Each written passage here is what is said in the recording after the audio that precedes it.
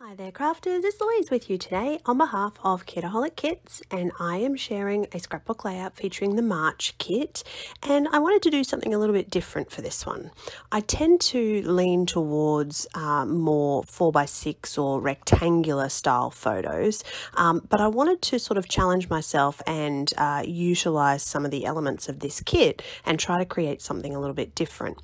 So as you can see, I'm using the circular cutout with the hearts from earlier in the month, and I'm going to overlay that with another pattern paper in the background, but then I'm going to fill it in the middle with this die cut paper, and I'm kind of going to cut my photos into circles to fit in that die cut.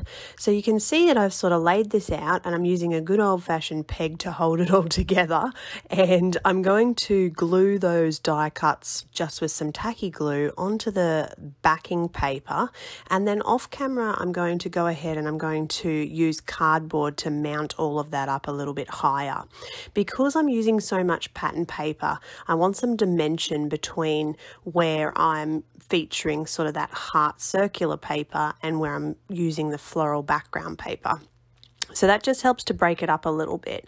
It still is a bit busy for my taste, so I'm going to use this, I don't know what you'd call it. It's like a Project Life kind of piece of the paper, so I'm going to use that and just cut that into one of the circles as well. Now you can see that I'm not very precise when I'm cutting my circles. I just like to wing it and hope that it fits, and if it doesn't fit then I sort that out afterwards.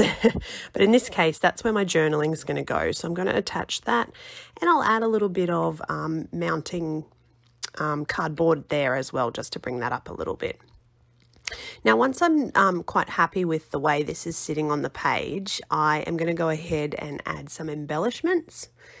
It's at this point where I'm sort of thinking, okay, I really like what I've got going on here, but it just needed something a bit more to sort of, I don't know, I couldn't even tell you what it was, but I decided to trim the outside page and get my good old distresser out, which I haven't had out for a long time. And I'm just going to break that up a little bit by distressing the edges and letting some of that floral background paper show through.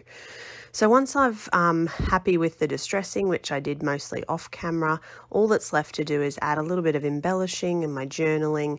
You can see I've picked a title, so I'm using one of the thickest titles because they're my absolute favourites.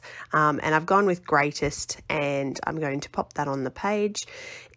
I sort of wasn't quite sure about the circles. As you can see, I haven't quite mounted this down yet. I've embellished it, but I haven't finished. And I'm going to use some old thickers to finish my title. You can see I've added the journaling. I've done a little bit of scribbling around the journaling, put some stickers on there. But mostly this is a nice simple layout that's finished off, and something quite different for my album. So thank you heaps for watching. I hope you enjoyed that. And of course, don't forget to hit the little subscribe button.